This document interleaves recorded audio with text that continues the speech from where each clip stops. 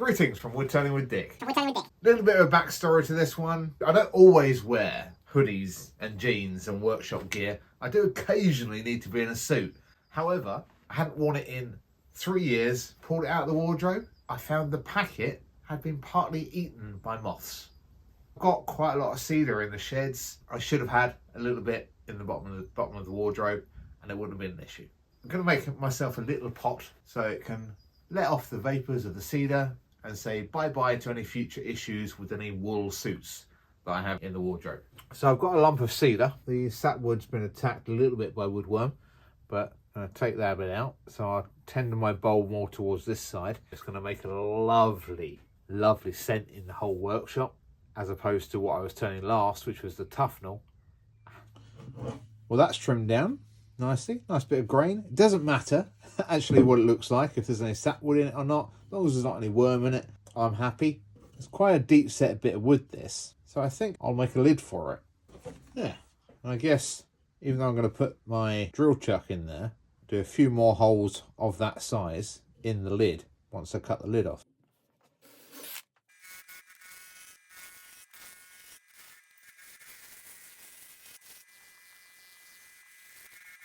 It's got a big crack in it. I'm not worried. I'm not even going to glue that. So, really fat base, so it's really stable, and a slight slant up.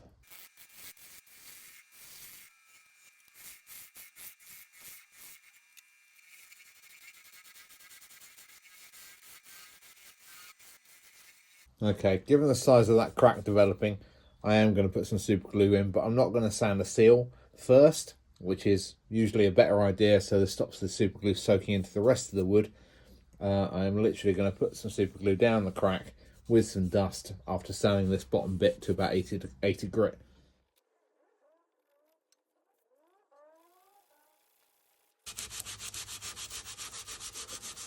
Don't know why I bothered doing the outside there, because I haven't done the shaping yet. Duh! So that's the base done. Taking the sharp edges off, take most of any tear out. I've glued my little crack up. I've sanded to 80 grit. It's for me, it's for the bottom of the wardrobe.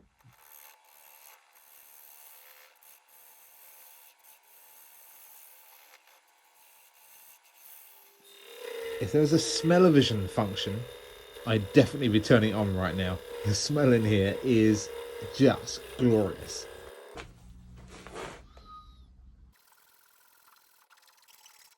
Now a little bit of shape. What do you think? Just a straight cut side up, leaving quite a large opening at the top for my lid. Getting rid of some of this crack as I go. Yeah, let's just keep it really plain, really simple, I think. Okay, fine. I'm going to go with a very subtle bow. See how those cracks are getting on? Okay, I'm going to refill those. Very subtle this side.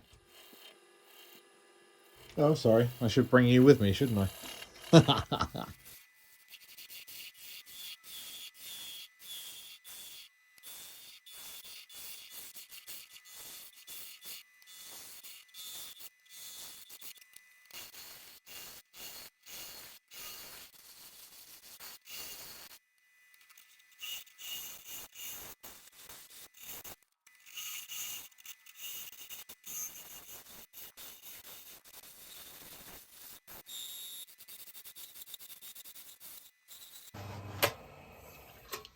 Little step for the lid.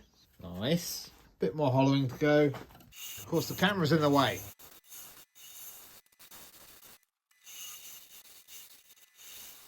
That's rough as all hell in there. It's roundish, but for a change, I'm not going to have to bend my fingers backwards to sand in there, because I'm just going to leave it completely as is. I'm going to sand the outside a bit, maybe 120, maybe 240. Just to get rid of the bulk of the sanding lines and get some nice shape on there. Then I'm going to do a lid for it.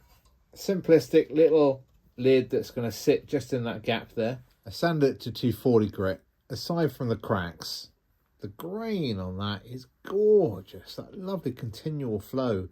And these kind of pinky colours in here, lovely.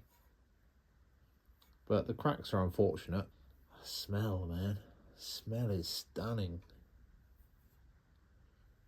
Anyway, just make a lid not this big, anywhere near this big.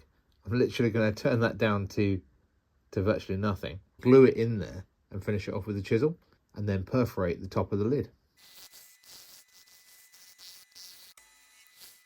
Right, that'll do. Little chuck grip on there, just nice and thin, just enough to hold it on the other side, hopefully. So that's it turned round. So I'm going to take this right down. And I think what? A slightly ovaled lid? Not ovaled, what's the word? Convex? Something or other.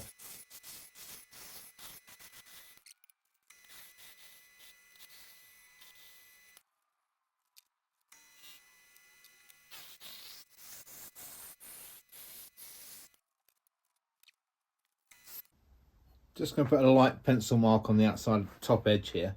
I'm actually going to finish turning it when it's glued into the top of the bowl. But just for evenness, I've measured where the bowl starts going down.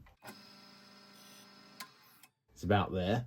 And then I think just another one halfway between those. The central point of that to the central point of those holes. So about there. Just going to bring my rest up to about halfway. One there, one there. This is where I do wish I had a posh lathe with the whole indexing system on it. But I don't, so I'll make do. Thank you very much. About like that. And if I've done my measurements right, this should go straight in the hole 12mm Forstner bit.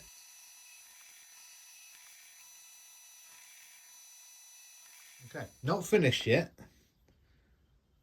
but my lid fits in there quite nicely.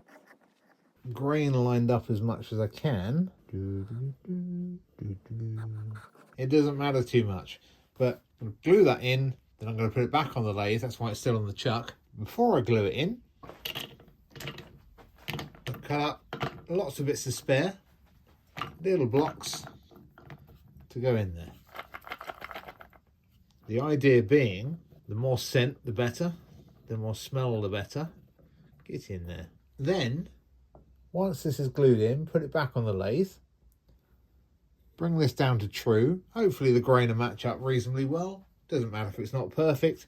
And then in the future, I can put a few drops down a few of the holes of some concentrated cedar oil that you get as a moth deterrent, and you drop it down the holes, and then over time it'll slowly release that vapor for the anti-moth device. Save my suits. So balance a little bit of weight on there.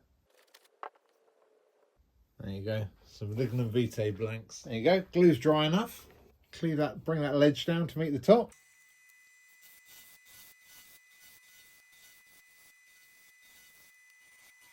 Give that a quick sand. Not my best work ever, but it's going in the bottom of the wardrobe. I've glued the cracks and it rattles.